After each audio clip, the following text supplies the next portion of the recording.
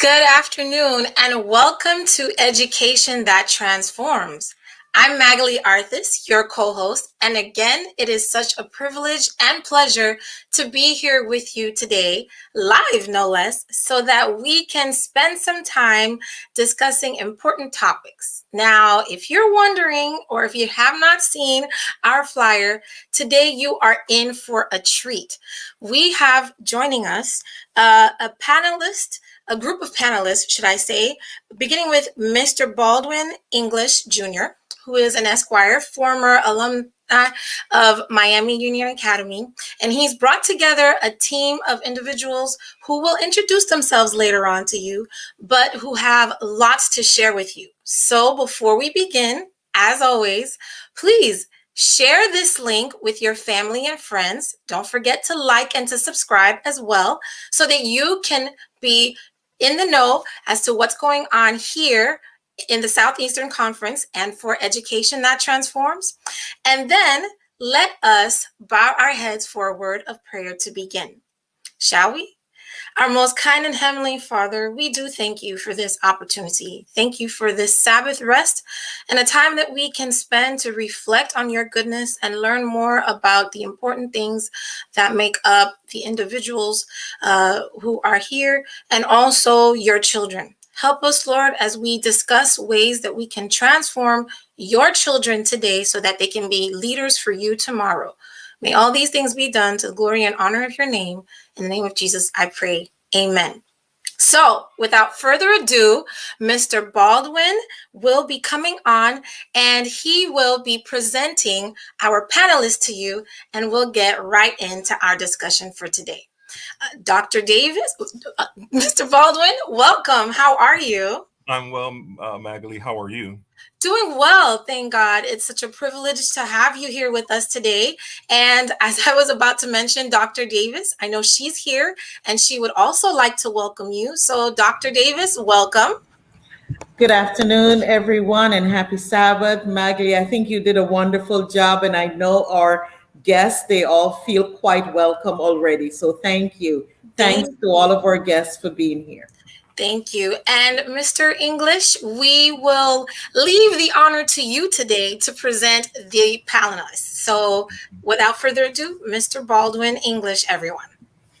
Good. Thank you very much. It's good to be here on a live presentation. I know a lot of times we are, and at my church particularly, we pre-record some of it, right? Just makes things a little easier. But we are 100% live today.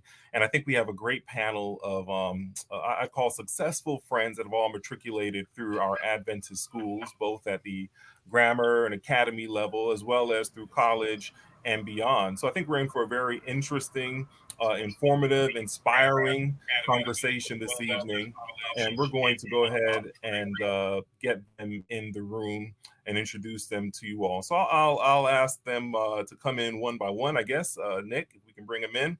First person I'd like to bring in is a good friend of mine, Uriel Mertil. He is a systems interface mission design and something else there, Lockheed Martin. So it's a long title. And welcome, Uriel. How are you, sir? Good. How you doing, Roddy? Very well. Good. We're also going to bring in Marlene Jean-Pierre, a speech language pathologist and clinical director at the Tri-County Speech, Physical and Occupational Therapy Center, SPOT. She calls it the SPOT here in Mount Dora, Florida. So welcome, Marlene. Thank you for joining us today.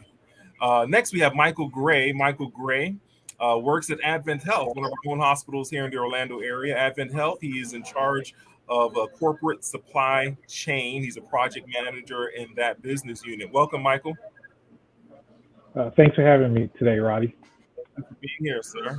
And lastly, I'd like to bring a good friend of mine on. His name is Robert Corion.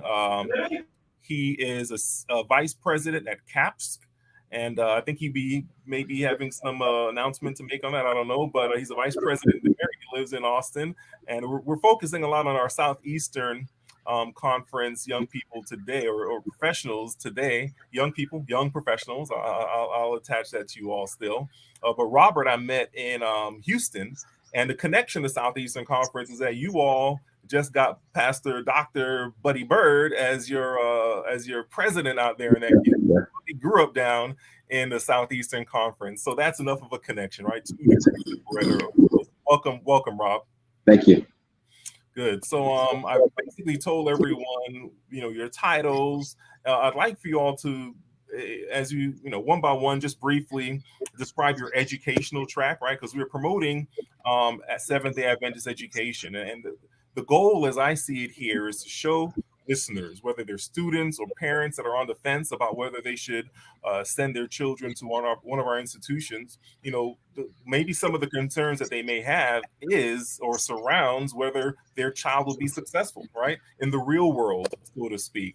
So, you all have been specifically chosen. You're really just a handful of a lot of people I know that have gone through our schools that are achieving success in their chosen field. So I'd just like for you to kind of tell us briefly what schools you attended in terms of, getting to where you are today, your educational track, and just tell us a little bit about what you do at your job beyond the title. So we'll start with Marlene on this one.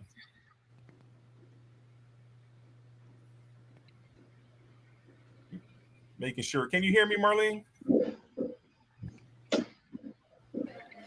There you go. Hi, I attended. Making sure. Can you hear me, Marlene? Yeah, I hear you. Do you hear me okay? I do.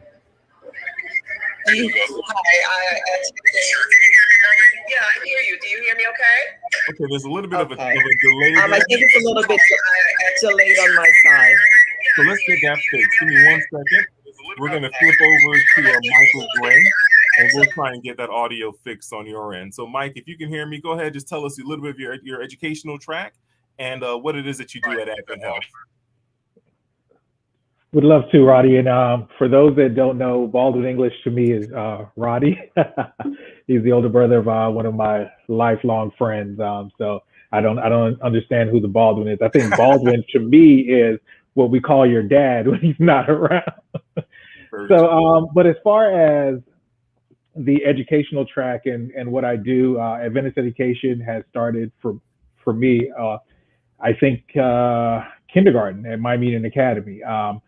There was, I believe I went, My Meeting Academy all the way through 12th. There was a stint which after Hurricane Andrew, where we went to Jamaica. My parents sent us to Jamaica after, the house was destroyed and all of that. And SDA school there, Kingsway Preparatory School. After My Meeting Academy, I went to Oakwood College, now Oakwood University in Huntsville, Alabama. So it's pretty much been Seventh-day Adventist education for me after Oakwood. A few master's degrees from Capella University and Florida Tech in project management, as well as IT and enterprise resource planning. That has led me to numerous positions with two companies, Lockheed Martin. Uriel and I actually worked on the same floor for a few years on, I think we were on the same program, if I'm not mistaken. And a few years after that, moved to Orlando for promotion with Lockheed Martin, and Advent Health pulled me away shortly afterwards. So as project manager with Advent Health, I'm over the corporate supply chain group, and we deal with mergers, acquisitions, and strategic initiatives. So if it's consolidated service lines where, we're going down from 20 vendors to one, that's done through our team, as well as new hospitals that are brought into our health system. A lot of people think Adventist Health or Orlando, Florida Hospital is only in Orlando, but we're actually in 9 states and about 60 total sites along with our urgent care. So it's a job that keeps me pretty busy, but it's extremely fulfilling, especially during this COVID pandemic, to see how we were able to, help our healthcare and frontline workers get the PPE they need and so on. Awesome. So you were real busy. You're talking about PPE over the course of the last 14 months. I would imagine you were really, really busy, huh? Yeah. And just a quick fun fact, we didn't have the storage capacity for the PPE we were ordering. I believe after COVID hit, we put out purchase orders totaling about 50 million. We knew if all of that came in, we weren't going to be able to house it. And the NBA had just shut down at that time. And the city of Orlando, which partners with Advent Health as well as the Orlando Magic, allowed us to use the floor of the Amway Center as our staging area, and we were able to cross dock PPE that came in to all our facilities throughout the country. That's awesome. I mean, I know those PPE take up a lot of space. I ordered 25,000 masks from the state of Florida. They gave it to us. They delivered it to my house. In my mind, I wasn't thinking what 25,000 masks look like. And they backed up the truck and had pallets. And I'm like, oh, Lord, I got to tell my wife she can't park her car in the garage until I get rid of these masks. So I still have thousands. If anyone needs masks, holla at your boy. I got you. Got you. All right. So, Robert, I'm going to pass it over to you again. We got your name and title. Just give us a little bit of your educational journey and what it is that you do day to day.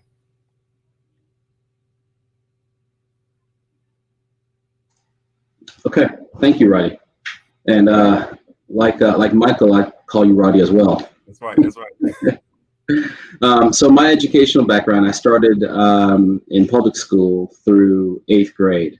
And as I was selecting high schools to go to, my mom informed me that I was going to go to Crawford Advanced Academy in Toronto.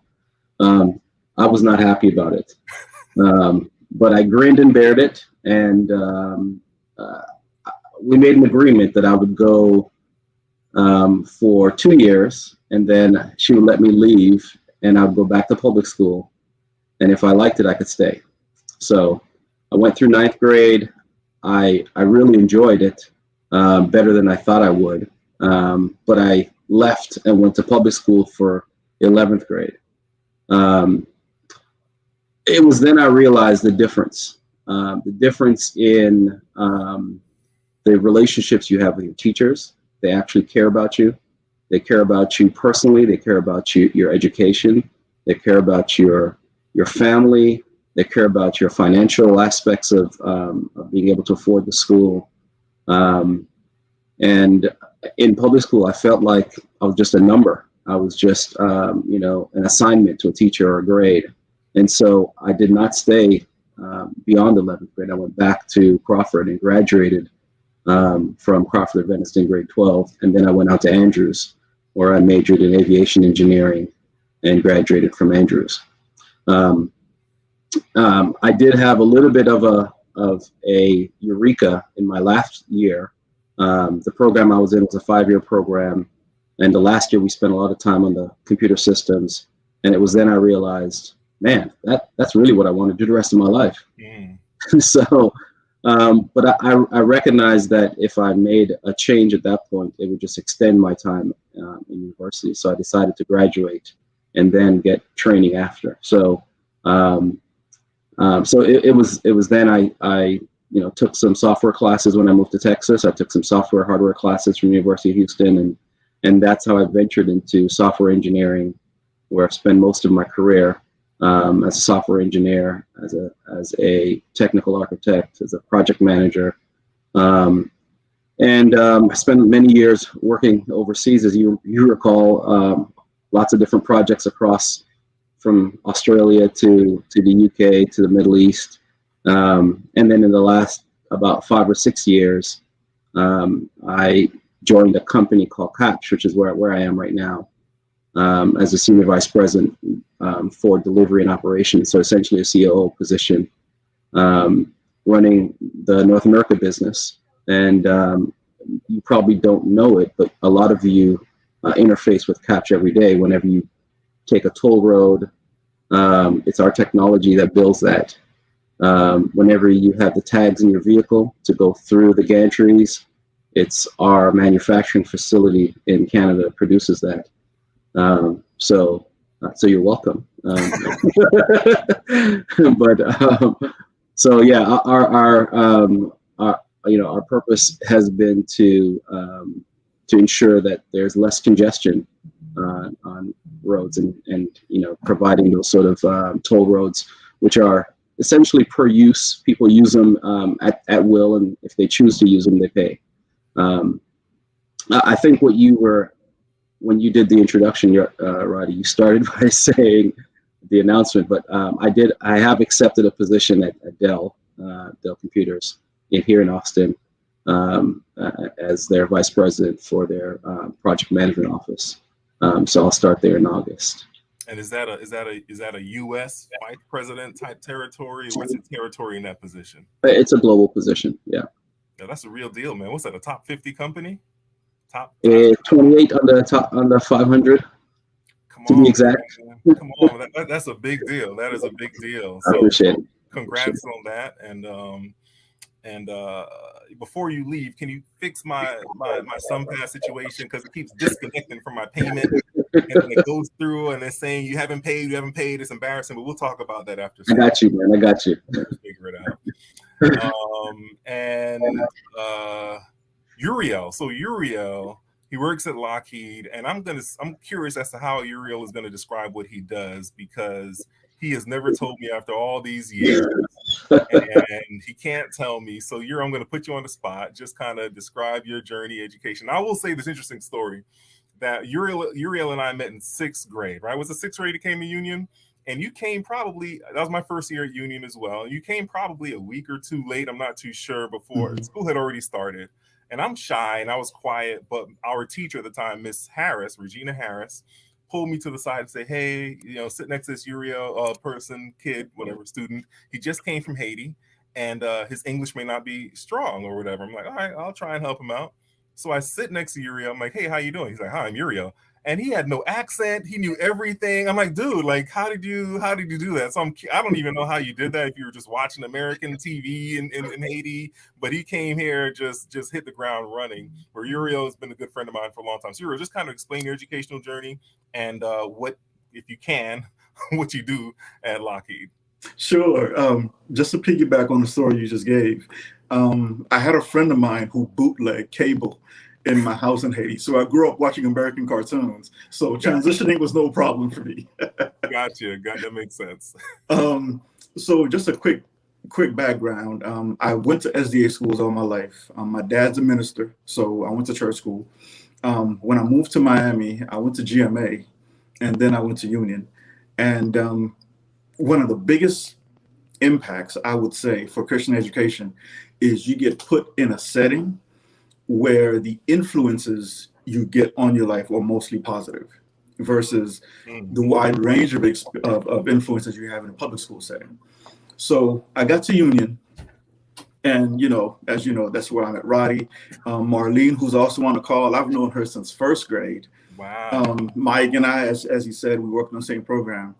But I have a friend, Wesley Eugene. As we were talking through the years, he said, you know what, Uriel, I think you should consider going to engineering. So I'm like, really? I didn't know I was good at math. But it just so happens that what he told me sparked an interest. And I had a teacher, Mrs. Brise, who also made math clear. So, after Union, I went off to Oakwood, where I studied in the engineering program. So I double majored in undergrad in applied math and electrical engineering. Wow. And then I went on to get a master's in systems. And right now, as Roddy was saying, I'm the systems interface design and integration manager for the THAAD program at Lockheed. So I can't go into the details of what I do, or I'd have to kill all y'all. But in essence, the government or the customers would come to us and say, we want this capability in this weapon system. And when it comes to us, before it goes to the individual components, we actually test it to make sure all the pieces play well with each other before it goes on live. So it's a lot of managing of a lot of specs. It's a lot of interfacing with different components just to make sure that the capabilities are correctly implemented. So when you say testing, are you talking about modeling or actual live testing that you're involved in? So what I do is simulation testing, and we do that before it goes on to live testing. Gotcha. Yeah. So you both, Uriel and Rob, to some extent, I think of them as Moses, because any kid that was coming through Houston that had an engineering degree, right? Rob would find a place for them. If he'll open the door, he'll take you to the promised land. What you do with it after the opportunity, that was on you. But Rob will lead you to the door. Uriel too. I know that it's a tight market for engineers these days, and in Huntsville, where you are, it's not just you all. There are a lot of what do you call your type of business? like vendors, or what's the title? A lot of contractors, Oh, right? yeah. That are fighting for engineering. So if you're a parent and your kid is halfway decent in math and likes that kind of stuff, a pathway through engineering is a guaranteed good way to provide for your family. And I'm going to tell you, and we're going to move on with some other questions. I don't want to make it too personal, but one of our classes, one of our years in high school, you and I ended up with like a free period, right? I don't know. I had taken a couple of classes when you can go ahead in summer school, right? Mm-hmm. I did the same thing, but you and I ended up having a free period from our class level. They were all taking a specific course, Mm-hmm. and you and I had a couple of choices. And two of the choices that came to us was this kind of physical education. We're going to do like, weightlifting and racquetball and so forth. Mm-hmm. And the other was physics. So I'm like, bet, go ahead and do the racquetball. And you were like, nah, I think I'm going to do physics. I'm like, whatever. So now he is, left hand, right hand man at Lockheed, and I am the one that is, interviewing him. Oh, so please. He made the right choice many years ago. Welcome back, Marlene. Can you hear us fine? Are we good to go? Much better. Oh, Sorry about that. No problem. Technology, you can't live without it. I know. Well, this is perfect timing. So we get to hear from you briefly, if you can share your educational track, and then kind of more specificity, what you do today. Okay. Well, today I am the clinical director for my own business. I'm the owner of Tri-County Spa, which is speech, physical, and occupational therapies. We service all three. By education, I am a speech language pathologist. And my education started at the wonderful Miami Union Academy, class of 1992. This is where I started my education. This is where I graduated from. And I went on to Southern.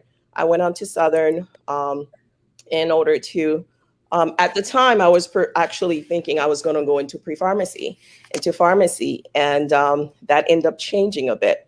So at that time, Southern, well, let me track back a little bit. Speech pathology 20 years ago was something that was really unknown. Mm-hmm. Not many people knew about the field. At that time, actually, I accidentally end up knowing a little bit about the career. And it's because I decided that I wanted to go and shadow my mom at that time, who was working as a respiratory therapist. And she stated to, why don't you come into the clinic and see what other people do? Because I knew I didn't want to do pharmacy after a year of Southern. And I was like, pharmacy wasn't it's not my cup of tea. I tend to want to talk to people a little bit more, be more involved. And so I ended up going to the clinic at the time she was working at. And that was my first time ever even seeing a speech therapist or speech language pathologist. We call each other both the same term. And it was very interesting what she was doing. At that time, I remember the first incident I saw was someone that had laryngeal cancer. And so they had surgery in which their larynx was taken out, and she had to assist them with their voicing to produce some kind of sound and communication. And I found that very fascinating. So that was my first experience. And ever since then, I was in love with the field. But unfortunately, Southern at that time did not have that major. And so I switched out and ended up going to another school in New York. I graduated from Long Island University with my bachelor and went on to getting a master's, and later on in St. Xavier University in Chicago. And I worked for a while, and but I always knew that entrepreneurship was my path in life very early, after working 2 years in medical setting initially. And then I went on to pretty much, I shadowed and had as much experience as I could for what I wanted to do. And so this is where I land today, that I own my own private practice as a speech therapist. That's awesome. I saw that you posted some pictures with your local Chamber of Commerce, I believe, and they came out and helped you with your kickoff there. I did. a while Yeah, back. So I'm involved in several they chambers. did. So I was happy to understand what that's about. Um, so I'm going to bring in Magali. Just, we want to make sure that we are getting any questions. We have a few questions we're going to go through, but Magali will also be helping us to field any questions that may be coming in through YouTube or Facebook. If you have a question for these great panelists, now's an opportunity to hear from them if there's something that triggers a question in your mind. All right, that's cool with you, right, Magali? Yes, it is. And I noticed that everyone else shared Mr. English and not so much you. So, for those of our audience who are not familiar with who you are, can you tell us a little bit about yourself See, look at God. and your All right. So I'm born in New York, went to Hanson Place, SDA school through second grade. When we moved to Miami, I went to public school for a few years, and my parents felt the mighty hand of the Lord sending me to Union Academy. So I went to Union from 6th to 12th grade, and then actually went to FIU after that to get a degree in business, and then ended up where I met Rob in Texas years later, going to law school at Texas Southern University, Thurgood Marshall School of Law.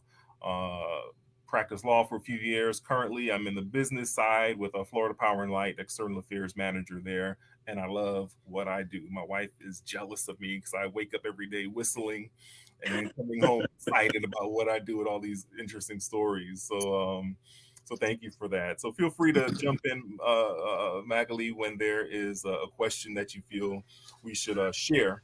definitely. So in the meantime, I'd like to kick it back over to Rob. We grew up in Adventist school and Adventist church and so forth. It's like a little bit of a cocoon that you're in, right? And you get into the real world, and sometimes it slaps you in the face, and it faces challenges. I was at home the other day, and I had a setup, on a virtual call, and my kids walked by and they heard all of these, what we call in the islands, blue words, right? All these blue words that were coming out through, these cuss words and so forth. Not from me, but from people on the call. And they were like, they cuss? Like, I was like, yeah, like this ain't church. You know what I mean? This is real life. And, you have to, maintain who you are regardless of what situation that you find yourself in. So my question to you, Rob, and we'll share it around is, what pressures have you faced in the workplace that have challenged your Christian values, and how did you stand firm? I think the biggest challenge for me, especially as you get more into management and senior management, is the question on fairness. And I see, as you can expect, a lot of variations and privileges and influencing decisions made that, to me, they are, anyone else essentially, they aren't really tied to Christian values. They are more cronyism, or they are sexism. And so, the reality of the corporate world is that's just how it goes. And as a Christian, you cannot play into that. So the challenge you have is always trying to bring your Christian values to work, and treating people fairly, treating people with respect, and and you kind of have to put some boundaries around that, because you can't be the person that is preaching at work, right? So you can't go into the office talking about, well, God said this and the Bible said that. It's not tolerated. So so you kind of have to demonstrate that through your behavior and how you manage your team, and then how you influence others. And I think influence has a big deal in living through your Christian values. So these situations come up all the time. I had a situation this week where I promoted an individual, and there's several other people at that same level, and it was a female, and the the financials and the bonuses came back significantly lower than male counterparts, and you know, and it was, and there was some excuses given, but at that point I kind of stood my ground and I said, we're not moving forward. It's until this is rectified, and it was rectified. But you know, it's a challenge because you're always tested, and that you feel like you're under a microscope living these values every day. But I don't believe that you can be successful and you can live Christ-like and come home and sleep at night if you don't demonstrate your Christian values. I think if you don't stand for that, then you're going to fall for everything. So from my perspective, I think it's the only way to be true to yourself. Great. That's a great story. Thank you for standing firm and protecting her in that regard and making sure she got what she deserved. Anyone else want to weigh in on that question? Anytime you face a particular instance that challenged your Christian values in the workplace? Yeah, I'll weigh in. So the situation that Robert just talked about is rampant, but I want to tie it into the value of my Christian education. One of the things, like one of the big pluses that I have is by having the same set of friends since the fifth grade. Fifth, sixth, seventh grade, right along that timeline, the same group. That gives you like a sense of emotional support, because as Roddy was saying, when you're in a meeting and all these blue words are coming out, depending on the context that these blue words come out, it can sort of kind of get under your skin, right? And so for you to have like a group of friends you can call up and get the support you need is like crucial. But what I wanted to bring up, in addition to what Robert said, is so systems engineers, we, for any new project, we design, we integrate, and we manage complex projects from the beginning till the end. Basically what we do. And that means updating processes and suggesting change where people don't want to change, right? And so what I face a lot in my current role is microaggressions, right? This passive aggressive, you know, you're trying to tell people that you need to change and it's best for them to change, but they don't want to. So, gosh, I have so many stories. All I can say is it's a good thing that Lockheed Corporate has procedures in place to safeguard against that kind of behavior running rampant, and we can actually work through it. But to constantly face it is one of the challenges that I personally have to be aware of in order for me not to join in the blue word party. So yeah. Yeah, no, thank you. I appreciate that.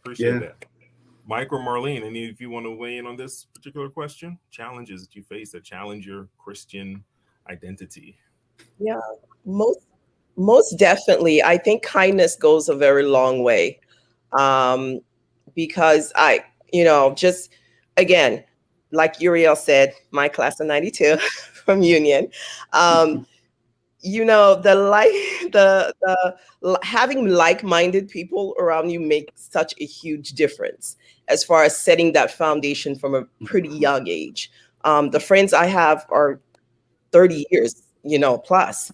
That shows my age. But it's just the foundation, and we talk about these things in the workplace. So it's really good that this conversation is occurring, because it does. And one of the things that I like to do is I really remind myself about, okay, what Jesus would do, like really in this situation, what would he do? Because sometimes, because you're in this workplace, you feel like you need to go along with the situation.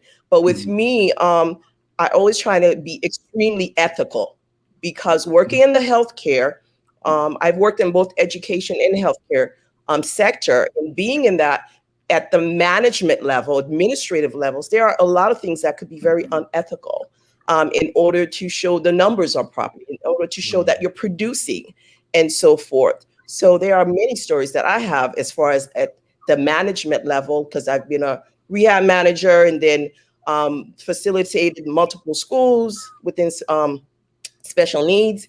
And so there's always that I bring myself up again to be like, okay, what would Jesus do in this situation? And reminding me of the ethical of like, I'm not only a Christian on Sabbath morning, I'm a Christian every day in everything I do. Right. And so that's something I constantly remind myself. Amen. Yeah, gotcha. I appreciate that. Mike, I saw you unmuted your mic. I don't know if you wanted to. Yeah, so this is actually an interesting conversation, especially for me. So I understand the issues that Euro has working at Lockheed Martin for years.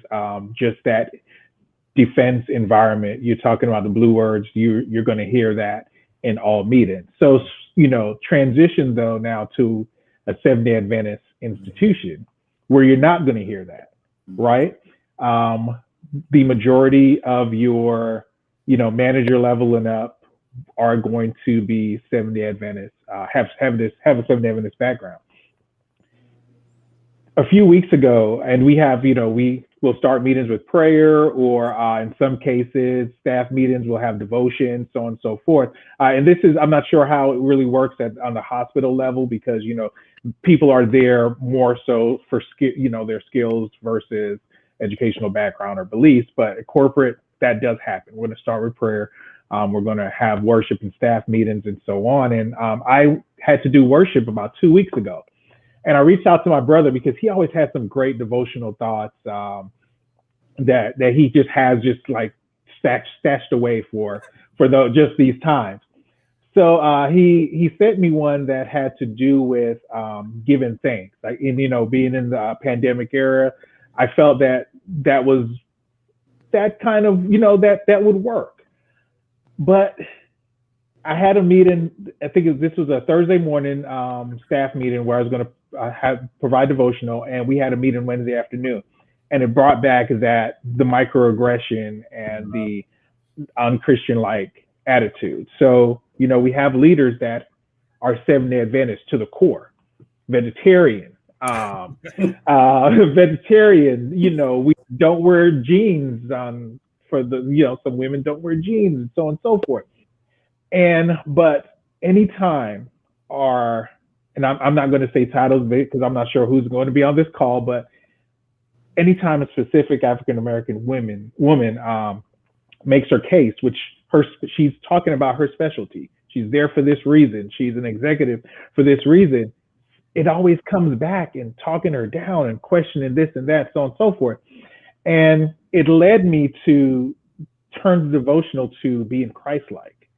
If anyone knows me growing up, I'm not the preacher. I'm not going to preach to you. I'm not going to tell you about my walk with God or anything like that.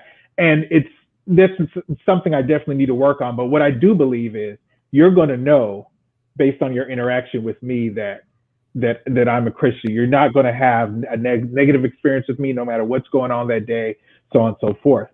And that was the topic of my devotion, to be Christ-like, to not only say I'm a Christian, but to act that way. Based on the conversations we had, and I mentioned that in the meeting, I was like, hey, we can't talk each other down. We can't carry these microaggressions around and just spew it and so on and so forth. And so for me, I haven't really had a personal, let's say, test of my Christianity. I don't know if it's written on my face that just, don't try me or anything like that. I've not gotten the, you're very articulate or any, those type of things. And I think also Black men don't face the same struggle as Black women in the corporate world. But seeing that, and I just had to say something about it. And I think being Christ-like is also calling out, bad behavior or injustices when you see it. So that's what I can add to the conversation. Yeah. No, I appreciate that. I think these are great perspectives. I remember years ago when I started to work before going to law school, I worked at this company. We did mortgages for people, and got the job, and you can set your own schedule and this and that. And I said, so I don't have to work on Saturday. She's like, no, you set your closings anytime you want. You're good. Cool. We get in there. They give you 3 months to kind of get your book of business up and running. And like my second month there, the district manager said, everyone needs to hit this number next month. So I talked to my manager, and if you don't, you're gonna have to come in on Saturdays and make calls and build up your business. I talked to my manager. I said, well, I'm new. She said, Baldwin, everyone needs to do it. I said, but what about my Sabbath? She said, look, that's out the window because Jim said X, Y, Z. So I said, Lord, you're gonna have to come through with this one.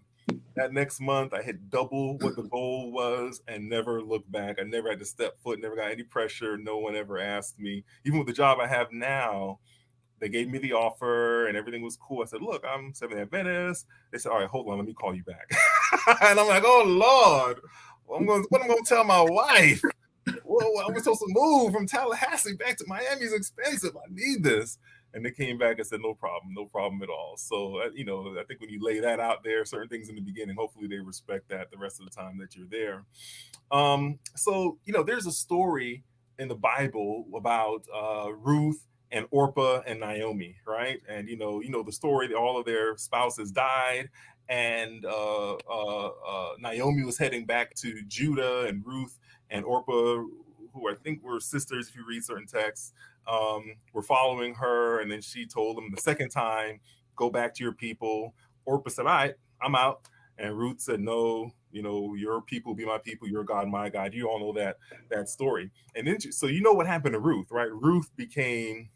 She married Boaz, and David was in her lineage, and Jesus Christ was in her lineage, right? So, and Orpah, the Bible doesn't go into it, but when you read those Jewish texts, she wilded out. She wilded out when she got back to what's that place? Moab. And so, you could tie their futures and their lineage to this decision that they made on that day, whether I'm going to go with my mother-in-law or whether I'm going to stay and worship, Chemosh and so forth. So I'm curious as to whether you can identify a particular pivotal decision that you made along your career path that you can say, man, I'm glad, even educational path, maybe I'm glad I didn't go hang out with these fellas because they all got arrested that night, or I'm glad I took this job because it brought me to this opportunity. Is there any kind of pivotal decision point that that was kind of pivotal to where you are now? And I'd like to I see Marlene, she looks inquisitive there. I see something on your heart, Marlene. I'd like to start with you.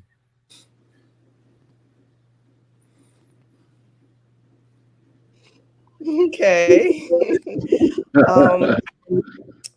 Well, early on, I would say in my career as a speech therapist, earlier on, I decided, instead of going directly into the field right after graduation, I decided that I wanted to shadow a professor of mine, because I knew that I didn't want to do the traditional speech pathologist, work for the school system for 30 years, retire. And, that works well for a lot of people, but you have to know yourself as a person. And I knew there was something different. And in the field, it's wide range of way you can take that path. And so for me, and I tell students, I tell younger people this all the time, it's good to shadow the people that you want to, what you want to do as far as your life, because, it's such a great decision of the career path you take. And so I shadowed him for a year. Really, I mean, I was young in my early 20s, didn't have any responsibilities, but with really little pay. And it wasn't about the pay at that time for me. It was about truly learning and understanding the field and knowing the path of which I wanted to take. And so for that experience, I'm glad I did, because the experience I had for that year continues to be a lot of things that I do today, even in the way I hire people in the field and giving them that flexibility in order to lead and drive their own lives. So that was like a career that made a huge difference as far as my career path. That's awesome. It's like you almost created your own residency program to some extent, right? Right. Pretty cool. Great. Anyone else? Uriel, Rob, Mike, anyone else want to weigh in, weigh in on this? Yeah. But I'll say that I do Still recognize joking. there was one decision I made after I graduated that kind of set my path to where I am now. So after I graduated from Andrews, I moved back to Toronto, and I had a job opportunity for Canada, and they essentially had a 3-month or 6-month job freeze. So they told me to kind of hold on for 3 or 6 months. But some of the guys I graduated with, before we'd left Andrews, we'd applied to different airlines and, different companies, Boeing and other places. And we got some feedback. One of the companies that gave me had some interest was Continental Airlines in Houston, was their corporate office. So, so I reached out to them, and they said, yeah, absolutely. The opportunity is still available. You need to be here by September and blah, blah, blah. So I talked to my father about it, and he was like, you want to live in America? They shoot people down there. It's crazy, especially in Texas. And so I was on the fence for that summer thinking about what I'm going to do. And then I decided I'm just going to do it. So I moved down to Houston by myself. No family, no friends, and just started working at Continental, and it just kind of set me. It taught me a lot. Already going through college and leaving Toronto and moving to Michigan, Andrews, I was kind of almost self-reliant already, but I was kind of in a bubble. As you are in a Christian school, right? You have, church there, you've got people like mine, friends, you've got, everything you need. You got the veggie food, right? So you got everything right around you. But when you move to a new city where you don't know anyone, essentially, it's a tough decision and you are all on your own. So it allowed me to rely on myself. It taught me, it taught me to rely on God. It taught me to, and I'm not saying it went without a hitch. If you remember right, I got robbed at gunpoint my first month there. My car got stolen the second month there. So, but I mean, 20 plus years later, I'm not going to date myself like Marlene mentioned earlier, but 20 plus years later, almost 30 years later, I'm still here. Yeah. Right. So I think that was a pivotal decision for me. Just learning how to be self-reliant, just me and God the whole time. Yeah, that's awesome. Opportunity to kind of just rely on Him. Uriel, looks like you're leaning up to weigh in. Yeah, go ahead. Yeah. So recently, I took part in a similar panel for Oakwood recruitment, where we talked to some high school students about the benefits of coming to Oakwood. One of the biggest advantages of going through MUA, Miami Union in my case, is the emphasis on spirituality. As we know, Revelation ends with the New Jerusalem coming down. And it's not literally like a city that's just going to come down and plop down on the earth, but it's the way we do business, right? The way a city operates. As Robert was talking earlier about fair treatment, the way we do business, when we integrate with the world, all of a sudden, the world is different, right? So, okay, I'm getting inquisitive looks. How Robert knew that when he was looking at the pay inequities between the female employee and everybody else, that was wrong. He stuck up for it. He stuck up for her, and that was fixed. You get more people continuously doing the right thing, and sooner or later, everybody's going to start doing the right thing. When you implement a new process, it's going to be tough at first, but the more you push through it, it's going to become the new normal, right? Right. So you get Marlene in Florida, Mike in Orlando, Rob. Where are you, Robert? In Austin, right? me in Huntsville, you got these different people in different places doing the right thing. All of a sudden, new city, right? Or new way of doing business. So I'm still getting inquisitive looks. I like it. I like it. I like it. Okay. So I said all that to say the emphasis on, you know what, you're not just here to make money. There is something bigger that you have to continuously keep in focus as you go about and make your money, because it is important, is another huge thing. What was the topic? I'm sorry, I sort of got off track. Can you remember what the topic was? We're on the question about the pivotal decision. Right. Yes. Yeah. Mm-hmm. My pivotal decision came really as a mistake.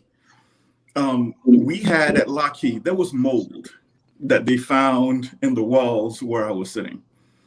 And Mike Gray remembers this. And they moved all of us downstairs, and it was like a mess.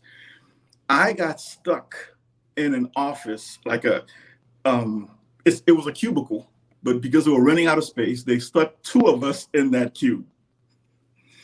That guy, it was Patrick Moise, Mike. He was at Lockheed for, I don't know, 20 plus years. And I was a new hire at the time. And I'm going through, like, there are a lot of things you have to fill out. And one of those was being a mentor, or one of those was getting a mentor. Because I didn't know anyone, and because the office was so small, he looked over and saw what I was doing. And so he was like, put my name there. I'm like, are you serious? Like, yeah, sure. I'm not sure. Why not? That decision, I don't know, 8+ years ago, wherever it was crucial. When I tell you it changed everything. Wow. That particular gentleman left Lockheed. And even when he went to the other company, he continued mentoring me. Right. When I moved to Virginia, he continued mentoring me. He ended up on a program that's, my program is that, right? He ended up on a program that manages and coordinates all of the defense program for the ballistic missile defense system. That's all the weapon systems, all the radars, everybody. And he was looking for an integration guy. He was like, hey, Uriel, want to move back to Huntsville? Right? Wow. That position paved the way for this position that I got now. So hands down, for me, it was getting a mentor, which sort of kind of happened by accident. Wow. But, yeah. There's a lot of value in that. A lot of value. We're implementing that at my company as well. Magali, yes. Wow. Yes. So we have a question here that is right up the alley here with what you guys are sharing. And it asks, how can you encourage high school graduates to choose Adventist education for higher learning as they're now making decisions for their education program? Seeing as though you guys are speaking about, these critical moments, these, make it or break it moments, basically, what advice do you have for our graduates that are listening, or the parents that might be listening, who have freshly graduated high school students? So Rob, I see you looking. I'm gonna see if I'm gonna get Rob or Marlene to weigh in, because they both. Rob has a son that just graduated from Walla Walla, if I'm not mistaken, and I know Marlene, I think, has a son who's graduating or about to go or in college or so. So let me pick. I want Rob to weigh in on that, because you've had that experience. Well, I have. Or about to go or in college or so. So let me pick. I want Rob to weigh in on that. So you've had that experience. Well, I have. Or about to go or in college. Yeah, there you go. Go ahead, Rob. Okay. So I have two sons, as a parent, we wanted them to go to Christian schools, but they wanted to make their own decisions. So one went to Christian high school. He went to the SDA school here in Houston, and his brother went to public. And then Christian went on to Walla Walla, and then he graduated just this year from Southwestern Adventist University. And his brother went on to University of Texas, San Antonio. And he hasn't finished. He actually left school. And in reflecting on that, we gave them choices because we wanted them to feel like they had a part in the decision. And as I have two daughters. One's just starting high school, and the other one's a little bit younger. And we're not going to give them choices. And I say that because one of the things I realized is, and I realized it as I got much older, is we talked about it. It just came through just in our conversations. We didn't focus on it, but we talked about our circle of friends. Uriel talked about him having friends from 5th, 6th grade. We talked about the people that we hang around with like minds. When you go to a Christian school, some of the influences you have that you would have at a public school, you don't have. Just as a, maybe it's significantly reduced. Let's not say it's not there, but it's significantly reduced compared to it, being battered with it every day. There are just everyday things that I recognize that that my older son faced, that my younger son who chose Christian education didn't face. Mm.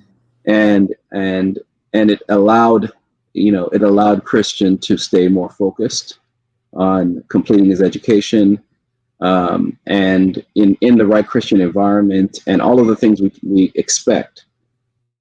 And Robert Jr., who's a little bit older, who decided to go to public schools, there were so many influences coming at him all the time, everything. I mean, all the conversations we've had, I've had conversations with him about things that I never thought I'd have conversations about, because those are things that are happening all the time at public schools. So, so to me, it's not a hard decision.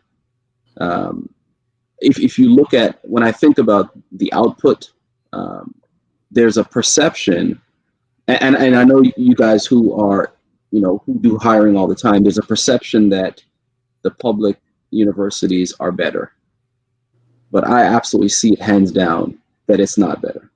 The students that come out of Oakwood and Andrews and all of these other schools, it's based on the individual's ability to apply themselves and be successful. It has nothing to do with where they come from, because I've hired kids from top universities, and I don't see them any better. And I think our Adventist students come out to be much more well-rounded, actually. They're not all book smart. And some of the guys that I work with, they say, man, this guy can't walk himself out of a paper bag, because he only knows the topic and that's it. He doesn't know anything else. He runs into a situation where there's, microaggressions or knowing how to get out of a situation, can't. All they know is that topic from studying that. So I truly believe that Christian education is the right form. Not just because I think it produces better, well-rounded students. I think the role models that they see in the schools are people that I want them to have role models. I don't want there are certain role models that my older son had, or people that he had teach him, that I was like, oh my God, that dude's a teacher? It's scary. And it's a scary world we live in. And it almost feels like we need to leverage our experiences in influencing where our young adults go to school. And I think sometimes we want to be open as parents. We want to give them a choice, but there are some things that you know better already, and you know the output, and you don't need to experiment like I did with both of my boys. And that's why I said there's not going to be a choice for the girls. Wow, thank you for sharing that. Truly appreciate it. No, that's an awesome testimony, Rob. I mean, that you open it up there. I appreciate that. So I don't know if anyone, Marlene, did you want to weigh in on that question as well? Yes, definitely. My oldest is, you hear me okay? Mm-hmm. Yep. All right. All right. My oldest is 20, so he's in the second year of college. And having that, when he was younger, he was from kindergarten up till he graduated from Forest Lake Academy. He was in Christian Adventist Academy, Adventist education.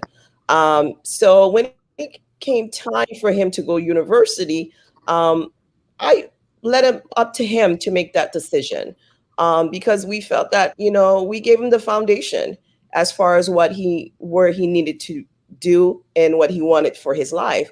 And his major was a mechanical engineer. That's what he wanted to do. And it happened to be that Walla Walla University has one of the best engineering programs among our Adventist schools. So there's some of the other schools as well, but Walla Walla is pretty strong.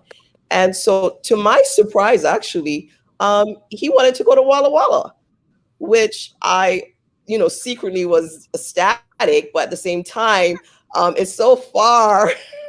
And so I was a little concerned about that. But that's where he chose. That's where he chose. And so he went to Walla Walla University, and that happened his first year. And when COVID happened, I was a little concerned about him being so far away. And again, I told him, you have, the choice to come back a school that's maybe on the East Coast. And he decided to stay home. We're in UCF has an excellent program as well in Orlando. But one of the things that was very interesting to me is that when he started attending University of Central Florida, he's like, Mom, these kids are a little different. So we had that conversation, and I was like, what do you mean they're a little different? He said, they're just a little different. He said, he's been around different kids in the neighborhood and so forth. So it's not like he didn't have kids that weren't not Christian and so forth. He's been surrounded by that. But he found that the foundation that we gave him within the education of the Adventist school system and so forth, that it made him look at life a little differently in order when he's making decisions. Certain things and topics to him was surprising, like because of just being kind, being just considerate of others, and a lot of things we talked about, the microaggressions and so forth. And he was just surprised by certain topics. And mind you, he's a young man. I'm sure he's heard a lot and so forth. But I think that foundation for him really put like his standard of what he wants as far as his life in general. So he attends, the secular school now, and it's fine. But I believe having that education earlier on, for sure, provided him with that foundation to make those decisions further on in his life. Thank you for sharing that. Magdalene, I see another question. Yes, I have another one, but I see that someone I think in response to either Robert or Marlene typed, what type of conversations are you having? And I'm wondering if they're just asking for maybe an example. Maybe they have a child, that they would like to have conversations with, and just wondering what kind of conversations are you having with your children so they can know how to navigate. Well, I'll be honest, I'm not quite sure if this panel is ready for this type of conversation, because I have 3 sons. I have a 20-year-old, a 17-year-old, and a 15-year-old. And our conversations are very lively of world events. So being that they're young men, conversations a lot about the young ladies and so forth, and how we should live our life according to Christ, and tend to deal with dating, of course, and a little bit more in depth of dating and what we should or shouldn't be doing at that age and so forth. So a lot of those conversations are dealing with personal relationship among the young people at this stage. Gotcha. I see Uriel has this giant finger in the screen. Did you want to? Sorry.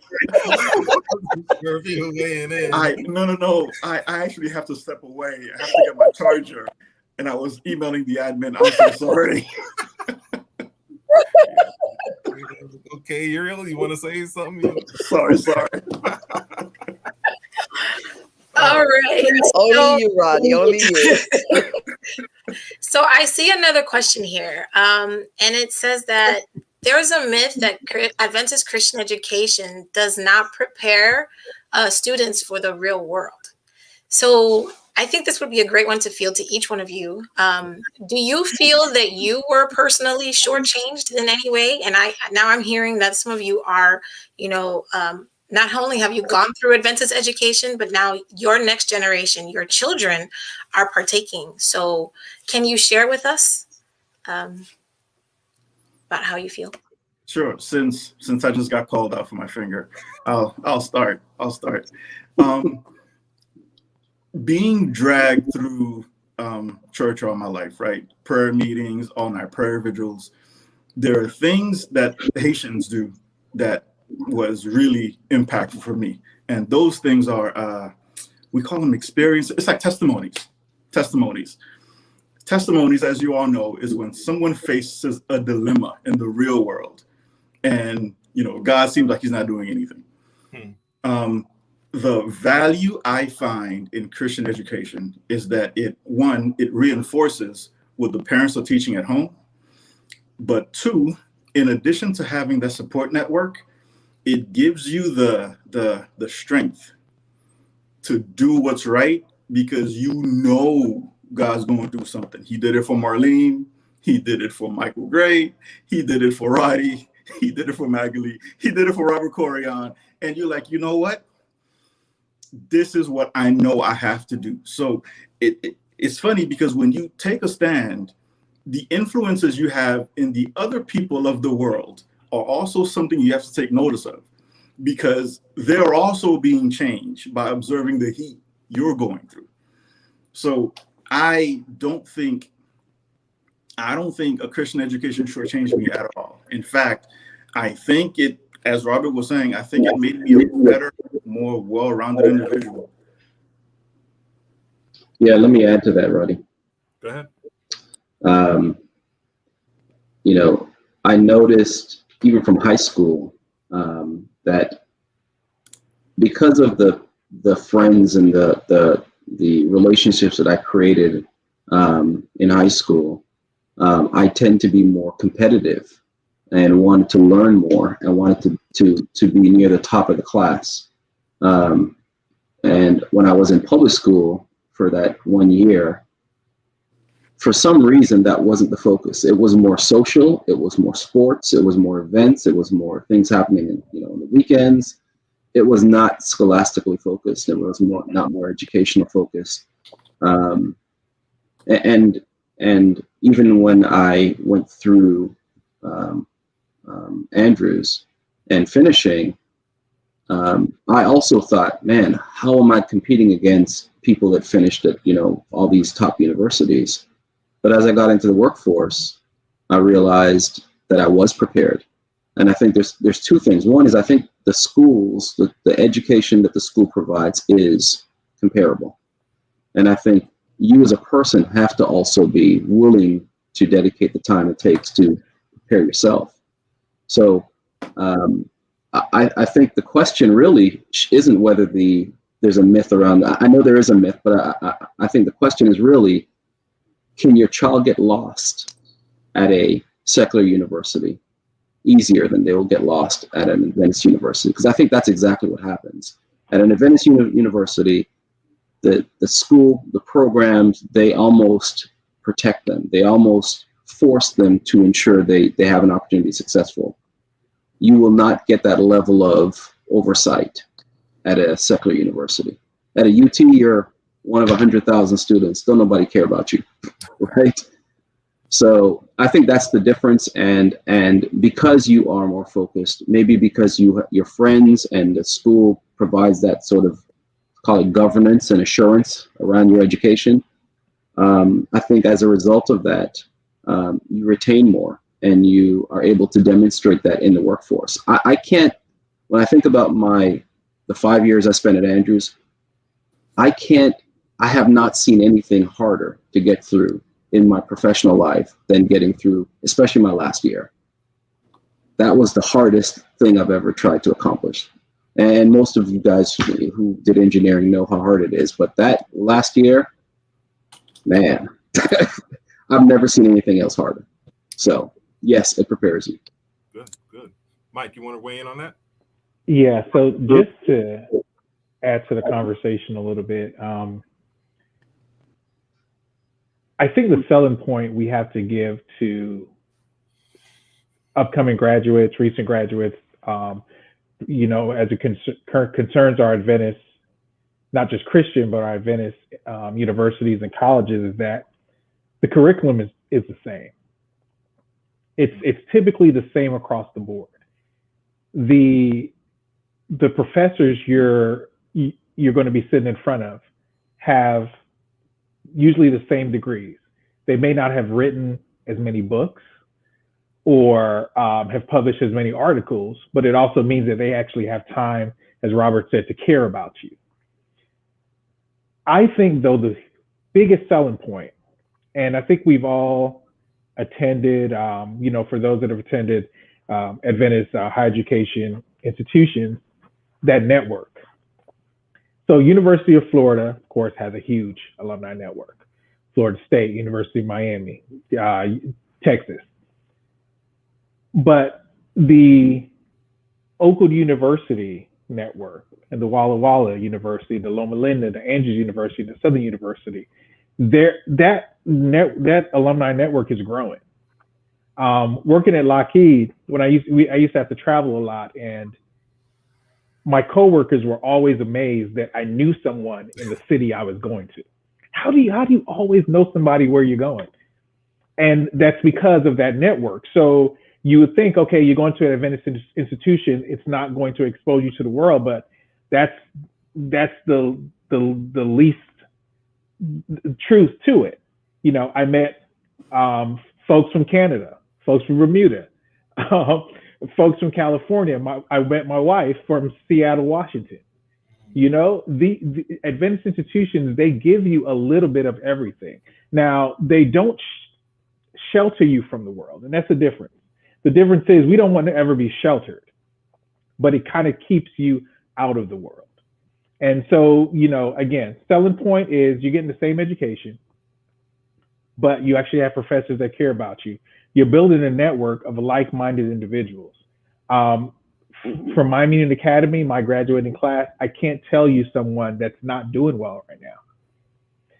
The same thing at Oakland University, the folks that I came into school with, anyone, you check up on Facebook or Instagram, they're doing well with their life. Of course, everyone has different levels of success that, that they say, okay, I'm successful or so on, or what we perceive success to be, but everyone's doing well. So you can go to a school that has a great name recognition, and you're going into class, you might know the person that sits next to you, and to your teacher, you're just a name, or not even your teacher, but your TA, you're just that name. And if you're failing, whatever, you're on academic probation, or you have that professor that you can actually go and talk to that actually cares about you, that guidance counselor that they're, again, I've been to other institutions. I almost didn't get that second bachelor's from Alabama A&M because there was a letter in there from the registrar that something got added that semester, and my advisor, the mailbox was stacked full. I had to find out about it, and I had to tell him, like, hey, what's going on? I'm not just a 21-year-old. This is my career, my life I'm dealing with. So just those things, that the value is there. And we that's on this call right now are providing that network for those that do come through our Adventist institutions to be able to provide them the jobs. As Roddy said, reach out to Rob or reach out to Uriel on getting those engineers out there. Now I know a speech pathologist, so it's just those things that we have to work and let them know that, hey, take that path. That path has led to success for us, and we'll make sure they'll do the same for you. It's so interesting, and the value of this panel. And I see one of the questions was, how do you encourage high school graduates to choose Adventist, education for higher learning? I mean, this whole discussion revolves around that. Rob, there was a young lady, and I don't know who she is. She started coming to our church in Houston, Fondren, shortly before I left. A young, middle school, maybe 8th or 9th grade young lady. I don't remember her name, but I was having a conversation with some of the young people, and I said to her, I asked her, what do you want to be when you grow up? And she said, I want to be a bartender. And I thought that was unusual. I thought it was weird. You don't know. I haven't heard that asking kids that same question over the years. I said, well, why do you want to be a bartender? She said, because her neighbor, her friend's mother was a bartender, and she always had like a wad of cash in her, right, on her. So she was equating bartending with a good living. And I thought to myself, this young lady does not know that she's at a church with some ballers in it. This church has some ballers in it, and she didn't know. So I'm grateful for you all on this panel, because I think we have a very a diverse group of experiences and professional paths and career paths. And I'm hopeful that just anyone that's listening to this and watching this right now, they are seeing that there is no ceiling associated with Adventist academies or even our Adventist colleges and universities, that, you know, what God has for you is for you. And when you get to a position of Rob, Uriel, Mike, or Marlene, and you're dealing with colleagues at your company or across the aisle, so to speak, and they've gone to, you know, some of the best schools, best academies, or whatever the case may be, and you are doing the exact same work that they're doing. You're getting the same responsibility. You're taking on the same responsibility that you're taking on, that they're taking on. So God has a way of equalizing and putting people where they need to be, and you have the added benefit of hopefully having strengthened your relationship with God throughout this process. I want to bring this in for a landing here briefly. Is there another question? I'd like to kind of wrap it up, Magli. I saw a note there. I wanted to make sure I'm not missing anything that you thought was important to. Not as yet. There was a clarifying comment. The question about what type of conversations was actually directed at Robert, particularly as he shared about he and his sons. So I just wanted to clarify that. Not a problem. I think he weighed in on that pretty well. Yes. So I'd like to toss it back to you all as well as we close, just to thank you all again for your wonderful insight today. But so many of us are doing well and are attributing at least part of our success and our ability to function in this world professionally to our experience at Adventist academies and universities. So my question to you all is, given your professional experience, your wealth of experience, and your place in society, how can you all give back to our schools, right? So this is one way, you know, a discussion like this, and hopefully, like I said, we have some students that are watching. But how else can we, as professionals that are out there representing in our daily activities, give back to our schools, whether it's at the academy level or at the college or university level? So Uriel, since you're in Huntsville, I'm gonna ask you to weigh in on that. I think you're muted. Uriel. You're muted, Uriel. Yeah. There you go. Okay, gotcha. It's actually just being available. The work that I do with Oakwood Recruitment, a lot of parents have reached out to me in terms of getting their children internships. If it's not here in Huntsville, it's anywhere else within Lockheed. It's by making yourself accessible and doing what you can in your power to open the doors for, you know, these young engineers coming behind us. So it's more of a mindset. Mm-hmm. And sometimes you have to look for the opportunities, because honestly, a lot of people just don't know. So I post a lot of information on my LinkedIn profile and Facebook about jobs that are being open and so forth.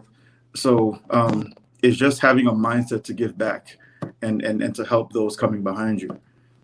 Awesome. No, I think so. That's Uriel Murtill on LinkedIn. He's telling you, find him on LinkedIn and reach out to him, and he will hook you up. I'm going to go across my screen as I see it here. I'm going to just go straight over to Mike. Mike, you are in Orlando.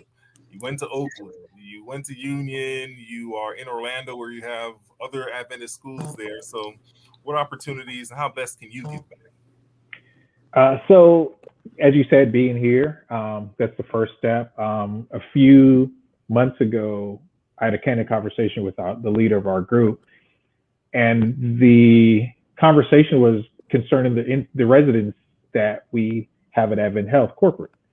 I think it's typically 20 per year that come in, and one, if any, is from Oakwood. So my question is, hey, well, how, is it based on the number of applicants? What are we doing to ensure that there's adequate representation? Now, they are all coming from Adventist institutions, but, we should at least have maybe one or two, about two every year from Oakwood. So it's just really making it known that, hey, we do have our Black Adventist institutions, first of all. And then secondly, that the folks are coming out, letting them know the degrees that are offered there. I'm in supply chain. There's no Adventist institution that has a supply chain degree, but only 3 that have supply chain courses, Oakwood being one of the 3. So if anything, and we're bringing in supply chain residents, Oakwood needs to be at the top of the list because they're actually teaching that discipline. So things like that, just bringing awareness to the fact that our institutions are there. For me, it's a little bit less of a struggle when it comes on to Adventist institutions because, again, I'm at an Adventist health system. So, but yeah, that's pretty much it. Speaking with when my mom, who is Miss Dr. Davis here, when she, has things for my school, I try to help out as much as possible. But that's pretty much it. Letting them know that, hey, we're here, we're alumnus, we can provide guidance. If we can't give you that, that specific job you're looking for, we definitely know folks. We know CEOs, doctors, attorneys, nurses. So we should be able to provide you guidance and assistance with the network that we have. Awesome. Thank you very much for that. I'm going to go to Rob, and then we'll end with Marlene afterwards. Rob. Yeah, just echoing what Michael and Uriel mentioned, it is making yourself available. I specifically in our church here in Fondren here in Houston, the Excel Academy was our K through 8th grade, and I'm maintained a relationship with them, helping them set up their technical environment, finding them software and hardware licenses for different things, outside of, financial. It's really all about making yourself available.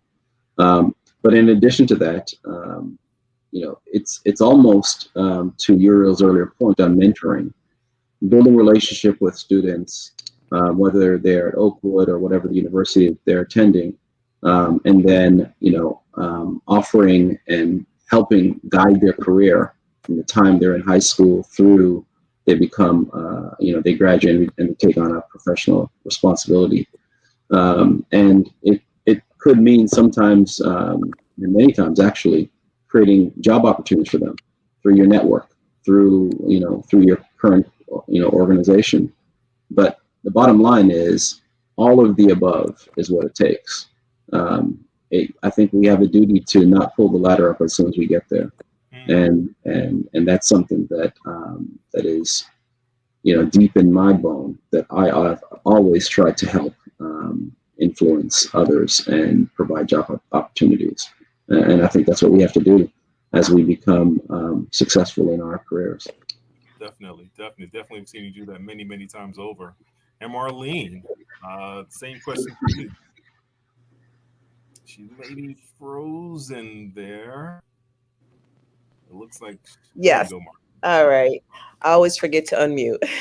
Like everyone have said, pretty much mentoring is a huge deal. It's a big thing for students to see what someone else is doing, shadowing. I have students come into my clinic and they shadow me if that's what my career is one that not a lot of people are not aware about. And so I've done certain things like going into the high schools, especially within our Adventist academies, to talk about different career path that's kind of unknown. And from that, I get a lot of students that have a lot of questions. They want to come in, they want to shadow. And if they are in the program, they also want some mentorship. And so I'm always welcome to share experiences and so forth. But what I'm most also in addition to, a lot of students ask me about being a business owner, entrepreneurship. And so for me, that's great as well, because now it's opening doors to say, okay, there's other avenues as far as career path, even if whatever field that you decide that you want to be a part of. And so I think the important thing is to be accessible to these and open to these items, because, you know, in our busy lives and so forth, there's so many things that go on. A lot of time we're not accessible as professionals in order to be available to the students. So mentorship is a big one. And I think it's really important to continue to be involved within our communities. That's awesome. And, you know, making yourselves accessible. Again, I'll reiterate to our watching and listening audience, LinkedIn. You see their names on the screen. Hit them up on LinkedIn today and make that connection. And I would certainly encourage you all to, if you see my number on pop up on your phone in the near future, I may be wearing my hat as the chair of the Miami Union Adventist Academy School Board, because I know that another way I like to have people give back is to cut big checks.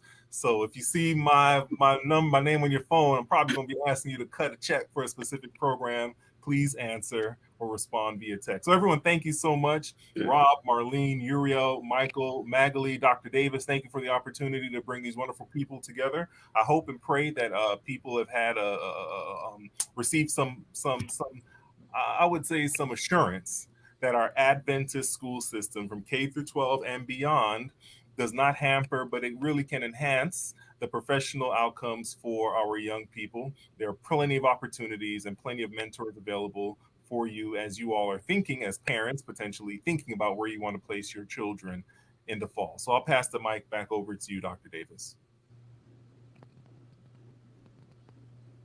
There you go.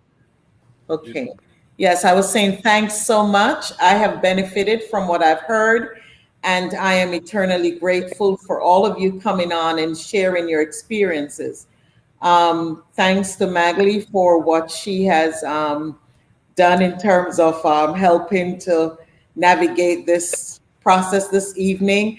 And Attorney English, as always, we appreciate everything that you do. No one told me that I typed my name wrong. And it's sad that my son is looking at it and not saying, Mom, your name is misspelled. But for those of you who are curious, I came off because my son, Michael Gray, is on. And I just wanted him to speak freely without, you know, Mom being nearby. But I was at backstage. So just want to say thanks so much for the contribution all of you have given and made this evening, for being so open and honest with our, you know, to our audience, for, you know, how advanced education impacted your life and the life of your children. And Robert, I must tell you that I appreciate wholeheartedly what you shared, because you didn't even have to do that, but you shared the difference of how it is with one son attending Adventist school and the other who didn't. I appreciate you doing that this evening. So thanks to all of you. We appreciate you, and we look forward to seeing you sometime later in the year. Hopefully you will come back and we'll do another segment on for education that transforms. So again, I must say thanks to you. I know that your time is quite, you know, it's Sabbath, but sometimes we're busier on Sabbath than we are any other time. So I'm grateful for you being here, and for Attorney English for bringing all of you together. That too is appreciated. So in my book, you are the best. Thank you. I have just a few announcements before we leave the air. We are on pause, Sectv Advent Education That Transforms. We will be on pause for the next few weeks. It's a summer months, and we have not taken a break since we started during at the beginning of the pandemic. And so we thought it wise to do so at this point. We are planning to return August 21st, at 4 p.m. with a new, of course, with a new look at education that transforms. So by God's grace, our audience, we hope that you will continue with viewing and that you will join us again then. We are also encouraging you to stay tuned for next week's camp meeting. Camp meeting starts next Sabbath at June 19th. I do believe the time is at 4 o'clock. I know that our teachers commissioning service is in camp meeting, and that will begin at 5:30 p.m. You should all have your flyers that was sent out, I should say. So we hope that you will tune in. We have a good lineup of speakers for our camp meeting, and we encourage you to participate, to be in on our camp meeting. Our speaker for our teachers commissioning is none other than Dr. Balvin Braham from the Inter-America Division. So I ask that you will join us next week as we begin camp meeting and as we have our commissioning service for our teachers. So on behalf of the entire education department, our associate superintendent, Ms. Doris Brown, our administrative assistant, Ms. Carol Smith, and our co-host, Ms. Magali Arthurs, I would like to say thank you for the time you've spent with us every Sabbath evening for the past few months, about a year and a half, with Education That Transforms. We look forward to seeing you again when we return in August.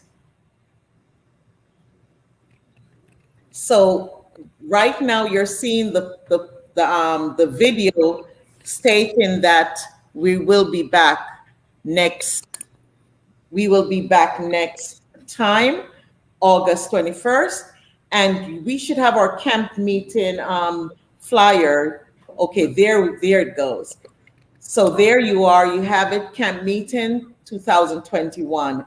Stay tuned. Next week, by God's grace, we look forward to seeing all of you as we continue with our viewership for SEC TV and our camp meeting. God bless until next week. God keep you in his care. Thanks again, panelists, for joining us. May God continue his blessings on all of you. Thank you. 5 things kids need to know. Number 1, wash your hands for 20 seconds. Sing a short song while you scrub. Number 2, visit your friends from home. Ask your parents about a play date using the phone or computer. Number 3, masks are safe, not scary. They help protect people from germs. Number 4, cover your cough or sneeze. Use your elbow or a tissue. Be sure to wash your hands too. Number 5, be a good helper. Don't forget to clean up after yourself. Remember, it's okay to ask questions. Asking questions can help you feel better. Thanks for watching.